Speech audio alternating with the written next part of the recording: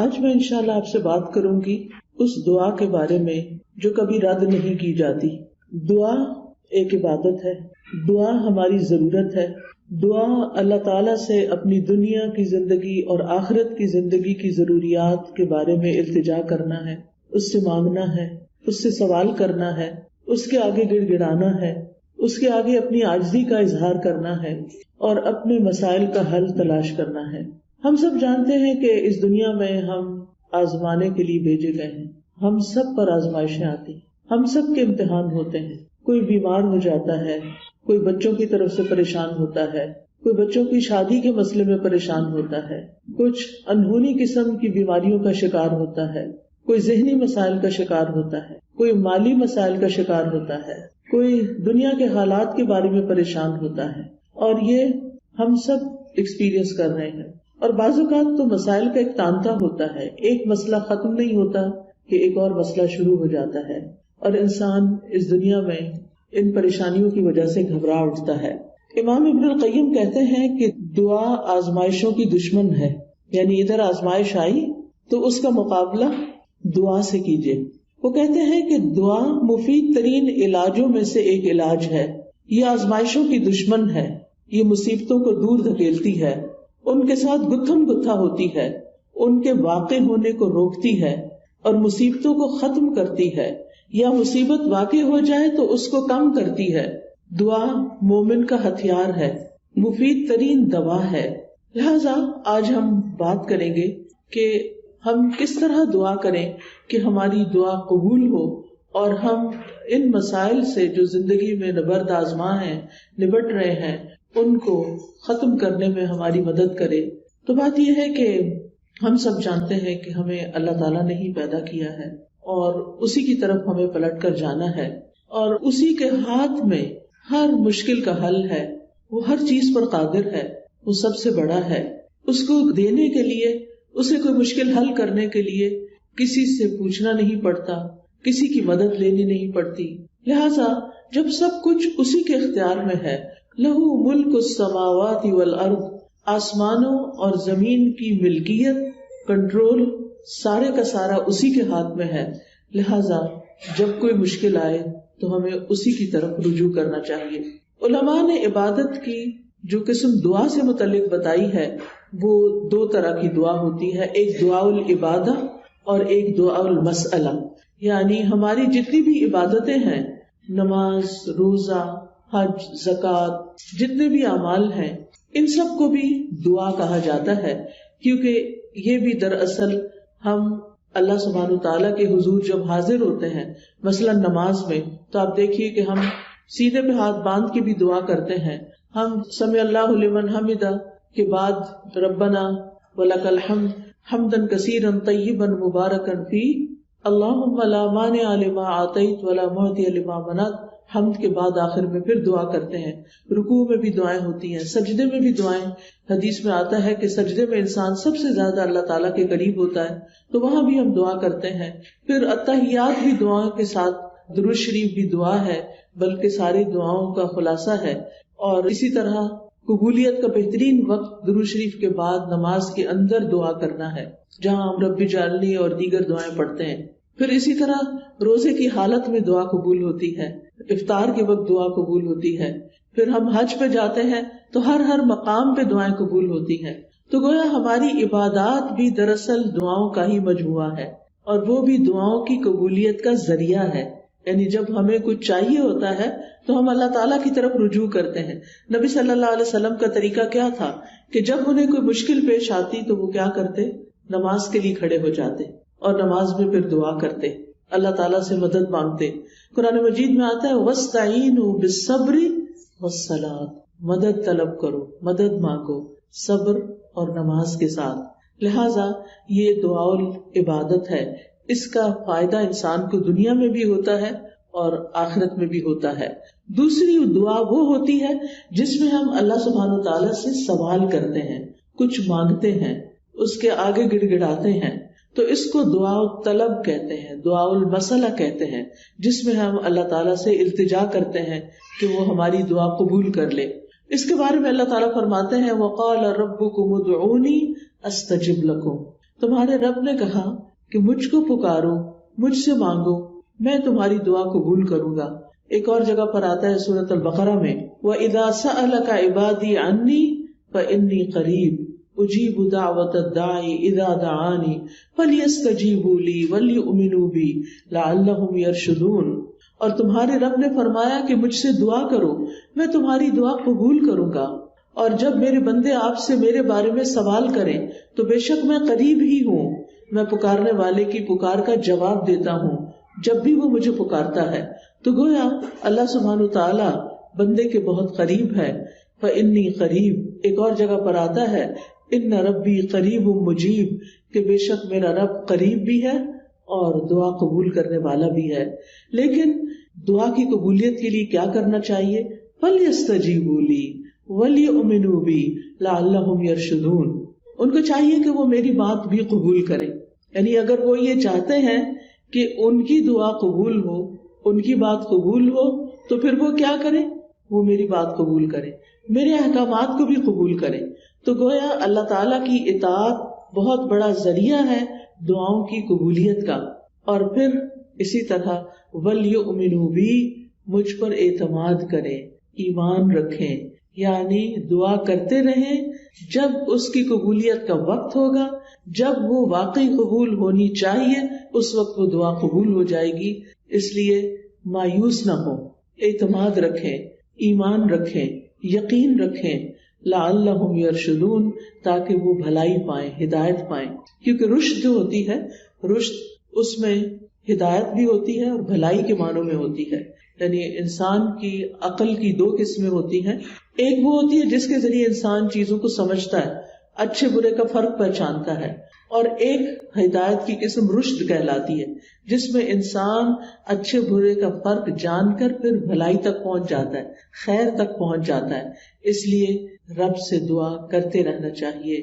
اسی لیے ابراہیم علیہ السلام نے جب دعائیں کی تھی تو آخر میں فرمایا تھا ان ربی لسمیع الدعاء، بے شک میرا رب تو ضرور دعاؤں کا سننے والا ہے، یعنی وہ تو لازماً دعائیں سنتا ہے۔ اور السمیع کا لفظ، اس کا یہ مطلب نہیں کہ وہ صرف سن لیتا ہے اور بس بات ختم، نہیں، اس کا مطلب یہ ہے کہ جیسے ہم رکوع سے سر اٹھاتے ہیں تو کہتے ہیں سمع اللہ لمن حمدہ، کہ جو اللہ کی تعریف کرتا ہے اللہ تعالیٰ اس کی حمد کو سنتا ہے، بلکہ مطلب یہ ہے کہ اس کی حمد کو قبول بھی کرتا ہے، دعاؤں کو قبول بھی کرتا ہے۔ اسی طرح حدیث میں آتا ہے اللہم انی اعوذ بک من دعاء لا یسمع، اے اللہ مجھے اس دعا سے بچا لے جو سنی نہ جائے۔ تو یہاں سننا قبول کرنے کے معنوں میں، کہ ایسی دعا نہ ہو کہ جو تیرے ہاں قبولیت نہ پائے، لیکن دعا مانگنے کا طریقہ بھی درست ہونا چاہیے تاکہ دعا قبول ہو جائے۔ اس کے بارے میں اللہ تعالیٰ کا فرمان ہے سورۃ الاعراف میں، اللہ تعالیٰ فرماتے ہیں ادعوا ربکم تضرعا وخفیا انہ لا يحب المعتدین، تم اپنے رب کو عاجزی سے اور چپ کے پکارو، یعنی دعا مانگتے ہوئے انسان کے اندر عاجزی ہونی چاہیے، خشوع ہونا چاہیے، انسان کو ہمبل ہونا چاہیے، اپنے آپ کو رب کے سامنے محتاج ظاہر کرنا چاہیے۔ اور پھر فرمایا وَلَا تُفْسِدُوا فِي الْأَرْضِ بَعْدَ إِصْلَاحِهَا، دعاؤں کی قبولیت چاہتے ہو تو آہوزاری سے پکارو، چپ کے پکارو۔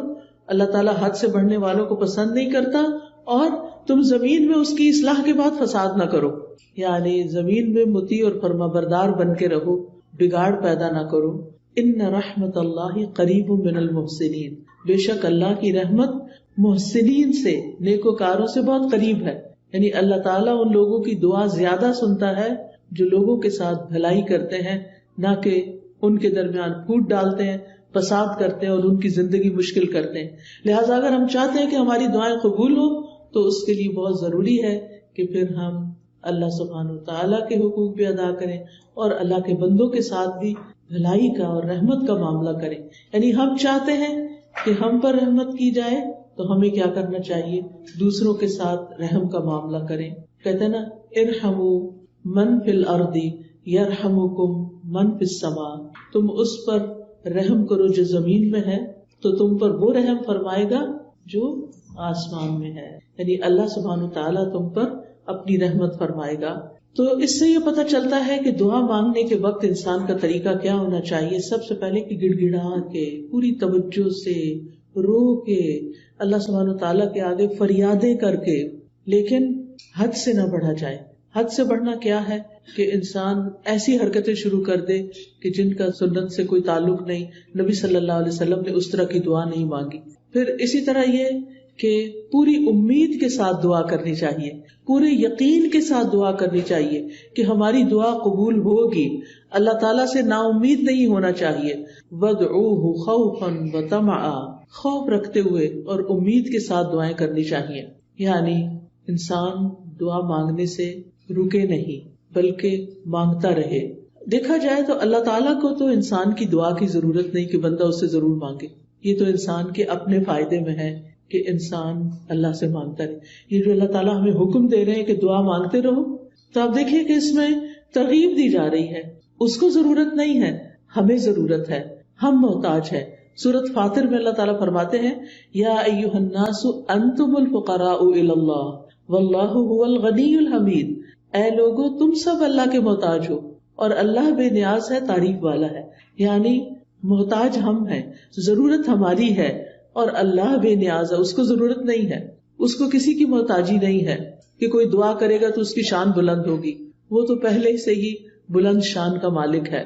ایک حدیث قدسی میں آتا ہے اللہ تعالیٰ فرماتے ہیں اے میرے بندو تم کبھی مجھے نقصان پہنچانے کی طاقت نہیں رکھو گے, یعنی میرا کچھ نہیں بگاڑ سکتے کہ مجھے نقصان پہنچا سکو, نہ کبھی مجھے فائدہ پہنچانے کے قابل ہوگے کہ مجھے فائدہ پہنچا سکو.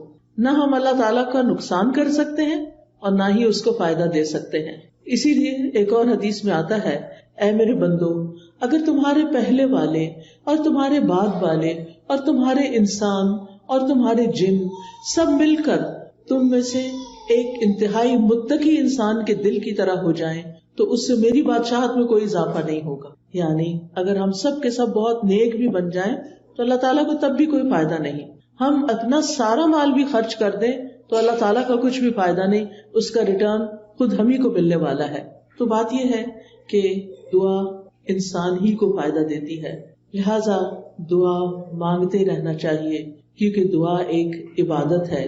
ہم اپنی زندگی میں جتنی بھی دعائیں کریں گے اتنی زیادہ اللہ تعالیٰ کی محبت پائیں گے, کیونکہ نبی صلی اللہ علیہ وسلم نے فرمایا لیس شیء اکرم علی اللہ من الدعاء, اللہ کے ہاں دعا سے بڑھ کر کوئی چیز عزت والی نہیں. یعنی ہم بندوں سے مانگتے ہیں تو وہ کیا ہوتا ہے, ذلت ہوتی ہے, لیکن جب ہم اللہ سے مانگتے ہیں تو اللہ تعالیٰ کے ہاں درجات بلند ہوتے چلے جاتے, عزت بڑھتی چلی جاتی ہے. دعا کرنے والے سے اللہ تعالیٰ محبت کرتا ہے اور جو دعا نہیں کرتا اس سے کیا ہوتا ہے پتہ نا آپ کو, اللہ تعالیٰ اس سے ناراض ہوتا ہے. جو دعا نہیں کرتا, جو اللہ سے نہیں مانگتا, جو اللہ کے سامنے اپنی حاجت نہیں رکھتا, اللہ تعالیٰ اس سے ناراض ہوتا ہے. لہٰذا دعا کرنے والے اللہ کے محبوب ہیں اور نہ مانگنے والوں سے اللہ تعالیٰ ناراض ہوتا ہے. دعا نہ کرنا تکبر کی علامت ہے. بعض لوگوں کو کہا جاتا ہے نا دعا کرو, تو بہت کر لی کوئی فائدہ نہیں ہوا, یا کہتے ہیں اس کو تو پتہ ہی ہے ہمیں کیا چاہیے, ہمیں کیا ضرورت ہے کہ ہم اس سے مانگے. نہیں, ہمیں ضرورت ہے اس سے مانگنے کی, اور جب تک ہم مانگتے رہیں گے ہماری نیکیوں میں اضافہ ہوتا رہے گا اور ایک وقت آئے گا کہ قبول بھی ہو جائے گی. قیامت کے دن یعنی ہر دعا قبول ہوتی ہے. کچھ دعائیں دنیا میں اسی وقت دیر اینڈ دین قبول ہو جاتی, کچھ دعاؤں کے بدلے میں اللہ تعالیٰ ہماری کچھ اور خیر بھلائی کر دیتا ہے جو ہم خود مانگ نہیں رہے ہوتے. اللہ تعالیٰ وہ چیزیں ہمیں عطا کر رہا ہوتا ہے جو ہماری اس دعا کی قبولیت سے زیادہ بڑی ضرورت ہوتی ہے, اور کچھ دعائیں ہماری آخرت کے لیے سیو کر دی جاتی ہیں. جب ہمارے عمل میں کچھ بہت اچھا نہیں ہوتا, ہمارے پاس بہت ساری نیکیاں نہیں ہوتی, لیکن ہم کسی مسئلے میں پریشان ہوتے ہیں اور دعائیں کرتے رہتے ہیں, تو یہ ہماری نیکیوں میں اضافے کا ذریعہ بن جاتی ہیں. اور قیامت کے دن اللہ تعالیٰ کے ہاں جو بندہ ان دعاؤں کا اجر پائے گا جو دنیا میں قبول نہیں ہوئی تھی, تو انسان کیا تمنا کرے گا, کاش دنیا میں میری کوئی دعا بھی قبول نہ ہوئی ہوتی اور آج سارے کا سارا مجھے یہی ملتا. ہم سب جانتے ہیں کہ دنیا کی زندگی جو ہے وہ ہماری بہت ہی محدود سی ہے. یہاں اگر ہمیں سب کچھ بھی مل جائے تو بھی ہم دیکھتے ہیں کہ یا وہ چیز ختم ہو جاتی ہے یا ہم چلے جاتے ہیں دنیا سے. یعنی کچھ بھی تو یہاں باقی رہنے والا نہیں.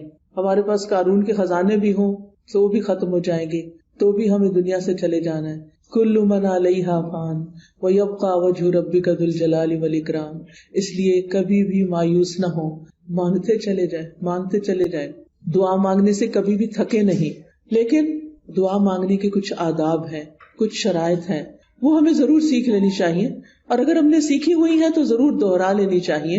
اور اس کا فائدہ کیا ہے کہ اس سے ہماری دعائیں قبول بھی ہوں گی اور ہمارے دل میں ایک اطمینان بھی پیدا ہوگا. تو ابن قیم نے چند سطروں میں دعا کا خوبصورت نچوڑ پیدا کیا ہے. وہ کہتے ہیں کہ وہ کون سی اہم چیزیں ہیں جو کسی انسان کو دعا کرتے ہوئے معلوم ہونی چاہیے، اور اس کے آخر میں انہوں نے یہ جملہ کہا ہے پورے یقین کے ساتھ کہ جو ان شرائط کو پورا کر کے دعا کرے گا وہ دعا کبھی رد نہیں ہوگی، یعنی اس کی دعا کبھی رد نہیں ہوگی. تو آج کا موضوع بھی یہی ہے کہ وہ کون سی دعا ہے جو رد نہیں ہوتی، یعنی وہ کس طریقے سے مانگی ہوئی دعا ہے جو ضرور قبول ہو جاتی ہے. اور یہ باتیں انہوں نے اپنی کتاب الجواب الکافی لمن سأل عن الدواء الشافی، اردو میں بھی کتاب آپ نے اس کا ترجمہ دیکھا ہوگا دواء شافی کے نام سے. ہو سکتا ہے آپ میں سے کچھ لوگوں نے یہ کتاب پڑھی ہو. بہت ہی اچھی کتاب ہے، پڑھنے کے لائق ہے. میں سمجھتی ہوں جس نے زندگی میں یہ کتاب نہیں پڑھی اس کے علم میں بہت بڑی کمی ہے. اردو میں یہ کتاب، انگلش میں بھی کچھ مختصر سی شاید ٹرانسلیشن ہے، اصل کتاب عربی میں ہے. اگر آپ کو اردو نہیں بھی سمجھ آتی، نہیں پڑھ سکتے، تو کم از کم آپ اس کے آڈیو لیکچر سن سکتے ہیں. قرآن فار آل ایک ایپ ہے جس میں دواء شافی کے سارے لیکچرز ریکارڈڈ موجود ہیں. اس میں سے ایک ایک لیکچر اگر آپ کر کے سنیں گے تو کتاب ختم ہو جائے گی. آڈیو بک ہے وہ، اور چھوٹا چھوٹا میں نے ایکسپلین بھی کیا ہوا ہے اس میں. تو اس سے آپ کو زندگی گزارنے کے بہت سارے پر حکمت ایسے نکتے ملیں گے کہ جن کو اپنا کے آپ کی زندگی میں ایک اطمینان اور سکون پیدا ہو جائے گا. تو بہرحال اس کتاب کا ترجمہ النس اینڈ دا کیور کے نام سے بھی آپ دیکھیے گا ضرور. تو دعا کی قبولیت کے اسباب کون سے ہیں؟ اگر آپ کے پاس کاپی پین ہو تو اپنے پاس نوٹ کر لیجئے، اور اگر نہیں تو دل پہ لکھ لیجئے. سب سے پہلی چیز دل کا حاضر ہونا، یعنی دعا کی قبولیت کے لیے سب سے اہم ترین چیز کیا ہے کہ دل کی حضوری کے ساتھ دعا کی جائے. یعنی مقصد کو حاصل کرنے کے لیے مقصد کو پہلے اچھی طرح سمجھ لینا چاہیے کہ مانگنا کیا ہے. پھر مانگنے کے لیے الفاظ کیا ہونے چاہیے، کیونکہ آپ دیکھیے جتنے اچھے الفاظ سے آپ مانگتے ہیں نا، اور جتنے پیار سے مانگتے ہیں، جتنی عاجزی سے مانگتے ہیں، تو جو آپ مانگتے ہیں وہ آپ کو مل جاتا ہے. آپ کسی انسان سے بھی، کسی بچے سے بھی، مثلا بعض اوقات ایسا ہوتا ہے نا، بچہ آپ کی کوئی چیز اٹھا کے بھاگ جاتا ہے تو آپ اسے کہتے ہیں ادھر آؤ، واپس لاؤ، تو کیا ہوتا ہے وہ اور دور بھاگتا ہے. لیکن اگر آپ پیار سے اس کو کہتے ہیں اچھا یہ دیکھو ادھر آؤ، میرے پاس یہ چیز بھی ہے تمہارے لیے، آؤ، تو وہ اس چیز کو دیکھتا ہے تو وہ فوراً آ جاتا ہے. تو جو پیار کی بات ہوتی ہے نا، محبت کی بات ہوتی ہے، اور توجہ سے بات جو کی جاتی ہے، اس کا اثر ہی کچھ اور ہوتا ہے. بعض اوقات ہم ایسے کرتے ہیں، ہمارے ہاتھ میں فون ہوتا ہے اور ہم کسی سے بات کر رہے ہوتے ہیں تو وہ دوسرے کو کوئی اثر نہیں ہوتا، بچے اس بات کا کوئی اثر نہیں لیتے.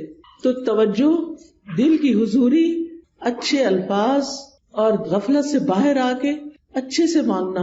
کیونکہ حدیث میں آتا ہے وَاعْلَمُوا أَنَّ اللَّهَ لَا يَسْتَجِيبُ دُعَاءً مِّن قَلْبٍ غَافِلٍ لَاهٍ، جان لو بے شک اللہ غافل اور لہو لعب یعنی کھیل کود میں مبتلا دل کی دعا قبول نہیں کرتا. یعنی دھیان ہمارا کہیں اور لگا ہوا ہے، کان ہمارے کہیں اور لگے ہوئے ہیں، اور ہم صرف زبان سے کوئی کتاب اٹھا کے، آج کل تو بہت سہولت ہو گئی ہے نا کہ خود سے سوچنا بھی نہیں پڑتا کیا مانگنا ہے، بس بک اٹھائی دعاؤں کی، یا کوئی کارڈ اٹھا لیا، یا پھر کوئی ایپ کھول لی اور لفظ پڑھنا شروع کر دیے. ٹھیک ہے وہ بھی دعائیں ہیں، لیکن ان کو بھی سلیقے سے پڑھنے کی ضرورت ہے. ان پر بھی جب آپ پڑھتے ہیں نا تو صرف ایسے نہیں کہ قرآن کی تلاوت کر رہے ہیں بغیر سوچے سمجھے تو دعائیں بھی بغیر سوچے سمجھے پڑھتے چلے جائیں، ایسا نہیں کرنا، بلکہ جو کچھ بول رہے ہیں اس کو سمجھنا بھی ہے، کیا مانگ رہے ہیں، کیوں مانگ رہے ہیں. لہذا ہمیں غفلت سے نکلنا ہے، دل حضوری کے ساتھ مانگنا ہے، ڈسٹریکشن سے بچنا ہے. جو آپ کی خاص دعائیں نا وہ ایسے وقت میں کیا کریں جب ڈسٹریکشن نہ ہو. کیونکہ بعض اوقات آپ دعا مانگ رہی ہیں اور ادھر سے بچہ آپ کو کھینچ رہا ہے، ادھر سے فون بج رہا ہے، ادھر سے کوئی گھر کے باہر کھڑا ہے، ادھر سے آپ کو خوشبو آ رہی ہے کہ ہنڈیاں جل رہی ہے. اب آپ سوچیں کیا دعا مانگی جائے گی، کیسی دعا ہوگی وہ، اور پھر اس میں قبولیت کیا ہوگی. جب آپ کو خود ہی پتہ نہ ہو، کان کہیں لگے، آنکھیں کہیں لگے، ناک کہیں لگے، کیا پتہ چلے گا کیا مانگا کیا نہیں مانگا. لہٰذا ایسے وقت میں مانگے جب آپ اکیلے ہوں، تنہا ہوں، آپ اور آپ کا رب ہو، پھر آپ اسے چپکے چپکے سرگوشیاں کریں. اذ نادى ربه نداء خفيا، زکریا علیہ السلام نے اپنے رب کو پکارا تھا چپکے چپکے، خفیہ خفیہ. ادعوا ربکم تضرعا وخفیا، عاجزی اور زاری بھی ہو اور چپکے چپکے مناجاتیں بھی ہوں، کیونکہ دعا کرتے وقت جذبات بھی ساتھ ہونے چاہیے، یعنی اللہ کی رحمت کو محسوس کرنا چاہیے، اللہ کا شکر ادا کرنا چاہیے کہ اس نے توفیق دی ہے، اور پھر اس یقین کے ساتھ کہ اللہ بڑا مہربان ہے، رحم فرمانے والا ہے، وہ اس وقت بھی سن رہا ہے، وہ میرے دل کی حالت جانتا ہے، اور وہ کچھ دے سکتا ہے جو میں مانگ رہی ہوں۔ جب آپ بندوں سے کچھ مانگتے ہیں نا تو بعض اوقات ان کے پاس ہوتا بھی ہے، وہ نہیں دیتے، لیکن اللہ تعالیٰ جب دیتے ہیں تو اس کے خزانوں میں تو کمی ہوتی ہی نہیں۔ بندوں کو تو یہ خوف ہوتا ہے نا، ہم نے دے دیا تو ہمارا کیا بنے گا، ہر دفعہ ایسے ہی ہوتا ہے نا، کوئی ہم سے کچھ مانگ لے تو پہلے ہم سوچتے ہیں ہمارا کام چلے گا دینے کے بعد، بس اتنا ہی دیتے ہیں جتنا ہم بس دینا چاہتے ہیں، اس سے آگے نہیں۔ اللہ سبحانہ و تعالیٰ کے خزانے بھرے ہوئے ہیں، جب سے زمین و آسمان بنا ہے وہ خرچ کیے چلے جا رہا ہے، لیکن اس کے خزانوں میں قطرے برابر بھی کمی نہیں ہوئی، قطرے برابر بھی کمی نہیں ہوئی۔ اس کو کیا فرق پڑتا ہے؟ اور جب ہم یہ جانتے ہیں کہ زمین و آسمان کی ہر چیز اس کے کنٹرول میں ہے، وہ بادشاہ ہے، وہ مالک ہے، اور وہ دینے پہ پوری طرح قادر ہے، تو پھر ہم اس امید کے ساتھ مانگے۔ قرآن مجید میں آتا ہے کہ وَإِن مِّن شَيْءٍ إِلَّا عِندَنَا خَزَائِنُهُ وَمَا نُنَزِّلُهُ إِلَّا بِقَدَرٍ مَّعْلُومٍ، کوئی چیز ایسی نہیں، یو نیم اٹ، کہ جس کے خزانے ہمارے پاس نہ ہو، لیکن ہم ان خزانوں میں سے کتنا کتنا دیتے ہیں، کتنا کتنا اتارتے ہیں، ایک معلوم اندازے کے مطابق، ایک مقرر اندازے کے مطابق، کیونکہ اللہ تعالیٰ الحکیم بھی ہے، اس کو پتا ہے کس انسان کو کب کون سی چیز دینی چاہیے، کیونکہ وہ ہمارے بارے میں ہم سے زیادہ جانتا ہے نا، کہ اگر میں نے اس کی دعا قبول کر لی اور اس کو وہ مل گیا جو چاہتا ہے، پھر یہ مجھے بھول جائے گا، اور مجھ سے غافل ہونا اور بھولنا اس بندے کے حق میں نقصان دہ، لہٰذا بہتر ہے کہ اس کی دعا ابھی قبول نہ کی جائے، یہ کچھ اور مانگ لے۔ یعنی بعض لوگوں کی دعا صرف اس لیے قبول نہیں کی جاتی کہ ان کا رونا اللہ کو پسند ہوتا ہے، ان کا مانگتے رہنا اللہ کو پسند ہوتا ہے، کیونکہ جب ہم دکھی ہوتے ہیں، تکلیف میں ہوتے ہیں، پریشان ہوتے ہیں، تو پھر ہم اللہ کی طرف رجوع کرتے ہیں، اور جب ہماری ضروریات پوری ہو جاتی ہیں تو پھر ہم کیا کرتے ہیں، پھر تو ہم نماز پڑھنا بھی بھول جاتے ہیں، پھر ہم صدقہ خیرات دینا بھی بھول جاتے ہیں۔ لہٰذا اللہ سبحانہ تعالیٰ ہمیں کسی نہ کسی مشکل میں ڈالے رکھتا ہمارے فائدے کے لیے، ہماری بھلائی کے لیے، تاکہ ہم اللہ تعالیٰ کی طرف رجوع کرتے رہیں۔ نبی صلی اللہ علیہ وسلم نے فرمایا ادعوا اللہ وانتم موقنون بالاجابہ، تم اللہ سے مانگو اس یقین کے ساتھ کہ تمہاری دعا ضرور قبول کی جائے گی، پورا یقین ہو۔ لہٰذا جب آپ کو یقین آئے گا نا تو غفلت بھی دور ہو جائے گی، دعا میں دل حاضر رہے گا، اور آپ اس طرح دعا کی قبولیت کی پہلی شرط پوری کر دیں گے۔ دوسری چیز جو ہے وہ ڈسٹریکشن ہے۔ ڈسٹریکشن کا مطلب یہ ہے کہ انسان کبھی کہیں دیکھے، کبھی کہیں دیکھے، کبھی کچھ سوچے، کبھی کچھ سوچے، اور جو مانگ رہا ہے اس کی خبر نہ ہو اس کو۔ تو ہمیں سمجھ کر دعا کرنی، سمجھ کر، یعنی یہ دوسرا اہم نقطہ ہے، حاضر دل کے ساتھ اور سمجھ کر، کیونکہ اگر پتہ ہی نہیں مانگ کے آ رہے ہیں تو پھر کیا فائدہ۔ اور پھر یہ ہے کہ اگر عربی میں دعا مانگنی نہیں آتی تو الٹے سیدھے لفظ پڑھ کے نہ مانگے، اردو میں مانگ لیں، انگلش میں مانگ لیں، پنجابی میں مانگ لیں، جو آپ کی زبان ہے اس میں مانگ لیں، تو آپ کے لیے کچھ مشکل نہیں ہے۔ اللہ تعالیٰ کو ساری زبانیں آتی ہیں، ایک ہم ہیں، ہمارے لیے ریسٹرکشن، ہماری لمیٹیشنز ہیں، ہمیں ایک زبان آتی ہے تو دوسری نہیں آتی، انگریزی آتی تو فرینچ نہیں آتی، اردو آتی ہے تو پنجابی نہیں آتی بچوں کو، تو کتنی لمیٹیشنز ہیں ہماری۔ اللہ تعالیٰ کے لیے کچھ مشکل نہیں، کسی بھی ڈائلیکٹ میں، کسی بھی زبان میں، کسی بھی وقت، کسی بھی لمحے کچھ بھی مانگتے ہیں، وہ سب کچھ سمجھتا ہے، جانتا ہے، اور دینے پر پوری طرح قادر ہے۔ پھر آپ دیکھیے کہ دعا کرتے وقت کسی بے مقصد کام میں مشغول نہ ہو۔ اچھا، بعض لوگ موبائل سے دعائیں پڑھتے ہیں، ٹھیک ہے، سہولت کے لیے پڑھ سکتے ہیں آپ، اب کیا ہوتا ہے اتنے میں اوپر ایک نوٹیفیکیشن آ جاتا ہے، اچھا آدھی دعا پڑھی، آدھا میسج پڑھا، نہ ادھر کے نہ ادھر کے، ملٹی ٹاسکنگ ہو رہی۔ دنیا کے کاموں میں تو ملٹی ٹاسکنگ آپ کر سکتے ہیں، لیکن اللہ تعالیٰ کے ہاں تو بس ایک وہ ہے، اس کو ایک مانتے ہوئے بس وہ اس میں بھی یہ بھی شریک کرنا پسند نہیں کرتا کہ جب ہم اس سے بات کر رہے ہو تو ہم اوروں کے بارے میں سوچ رہے ہو، یا اس سے بات کر رہے ہو تو بیچ میں کسی اور سے باتیں شروع کر دیں، اس کو یہ پسند نہیں ہے۔ لہٰذا ہمیں ڈسٹریکشن سے بچنا ہے۔ بعض اوقات یہ ہوتا ہے کہ کوئی چیز ہمارے انگوٹھی وغیرہ ہاتھ میں ہوتی ہے تو کچھ لوگ کیا کرتے ہیں، دعا مانگتے ہیں اس سے کھیلنا شروع کر دیتے ہیں، کوئی بٹن کھول بند شروع کر دیتا ہے، کچھ اور کرنے لگتے ہیں۔ ان ساری چیزوں سے بچنا ہے۔ اس وقت کپڑے نہیں سنوارنے، کوئی اور کچھ نہیں، کھجانا شجانا بھی نہیں، اگر کھجانا پہلے کھجا لیں، اور پھر اس کے بعد دعا کرنی شروع کریں. یعنی 100% آپ کی توجہ دعا کی طرف ہونی چاہیے. ہمارے اسلاف میں سے کسی نے ایک شخص کو دیکھا کہ دعا کر رہا تھا اور ساتھ کنکریوں سے کھیل رہا تھا. انہوں نے کہا یہ کنکریاں پھینک دو اور اپنی دعا پہ توجہ کرو. دعا کرتے ہوئے تمہارا دل اور اعضاء سارے پورا جسم اس طرف متوجہ ہونا چاہیے. تو یہ تھی پہلی شرط. ٹھیک ہے. دوسری شرط یا دوسرا نقطہ یا دوسرا ادب کیا ہے؟ قبولیت کے 6 اوقات میں سے کسی وقت میں دعا کرنا. اب قبولیت کے 6 اوقات کون سے ہیں میں ابھی آپ کو بتاتی ہوں. یہ 6 اوقات ایسے ہیں جن میں دعا قبول ہو جاتی ہے اور کبھی رد نہیں ہوتی. لہٰذا دل کو حاضر رکھنے کے ساتھ ساتھ دوسری چیز وقت کا انتخاب ہے کہ کس وقت آپ مانگیں, کون سا زیادہ سوٹیبل ٹائم ہے. تو ان میں سے سب سے پہلے رات کا آخری تہائی حصہ, 1/3 of last part of the night. اب وہ کیا ہے, جیسے آپ کے موبائل پہ وہ ٹائمنگز ہوتے ہیں نا صلاۃ کے, تو وہ آ جاتا ہے تہجد کا وقت آ جاتا ہے. آج کل شاید 1:30 ہے یا کچھ اس طرح. تو وہ لاسٹ پارٹ آف نائٹ ہوتا ہے, جو تیسرا حصہ آخری حصہ ہوتا ہے رات کا, فجر کی اذان سے پہلے, آپ سمجھے 1.5-2 گھنٹے پہلے. اب اس وقت میں آپ اللہ تعالیٰ سے دعا کریں گے جو کہ تہجد کا وقت ہوتا ہے. سب سو رہے ہوتے ہیں, فون کالز کرنے والے بھی سو رہے ہیں, آنے جانے والے بھی سو رہے ہیں, گھر والے بھی سو رہے ہیں, بچے بھی سو رہے ہیں, سبھی سو رہے ہیں. اب آپ کا رب جاگ رہا ہے. لہٰذا جب آپ کی آنکھ کھلے تو آپ اپنے رب کو پکاریں, چاہے آپ بستر میں لیٹے ہوئے پکاریں. منع نہیں ہے لیٹ کے دعا کرنا, آپ لیٹ کے بھی دعا کر سکتے ہیں. اس وقت کوئی آپ کو دیکھ نہیں رہا ہوگا, آپ اللہ کے آگے رو سکتے ہیں, آپ اپنی التجائیں فریادیں کر سکتے ہیں. اگر کوئی ساتھ سویا ہوا ہے تو پھر زور سے نہیں بولیے, دل دل میں بولیے, کیونکہ اللہ تعالیٰ نے اجازت دی ہے کہ ادعوا ربکم تضرعا وخفیہ, خفیہ خفیہ, چپکے چپکے, وسپرنگ میں, دل ہی دل میں اللہ کے ساتھ فریادیں کرنا شروع کر دیں. اور یہ دل کی حضوری کا بہترین وقت ہے. حدیث میں آتا ہے ہمارا رب تبارک و تعالی ہر رات آسمانی دنیا پہ نزول فرماتا ہے. جب رات کا آخری تہائی حصہ باقی رہ جاتا ہے اور وہ آواز دیتا ہے کوئی جو مجھ سے دعا کرے تو میں اسے قبول کر لوں. اللہ تعالیٰ خود پکار رہے ہیں, مانگو مجھ سے. ہے کوئی جو مجھ سے مانگے تو میں اسے عطا کر دوں. ہے کوئی جو مجھ سے بخشش طلب کرے تو میں اس کو معاف کر دوں. اور یہ ہر رات ہوتا ہے, ایوری نائٹ. لہٰذا اس وقت سے فائدہ اٹھانا چاہیے. اگر ہم اپنے گناہوں سے پریشان ہیں, اپنی بری عادتوں سے پریشان ہیں, اپنے کچھ مینٹل ہیلتھ کے بارے میں پریشان ہیں, کسی خاص مسئلے کے بارے میں پریشان ہیں, تو اس آخری حصے میں رات کے اٹھیں اور اللہ تعالیٰ سے دعا کریں. اللہ تعالیٰ اپنی شان کے مطابق آپ کو نوازے گا اور یہ دعاؤں کی قبولیت کا سنہری موقع ہوتا ہے.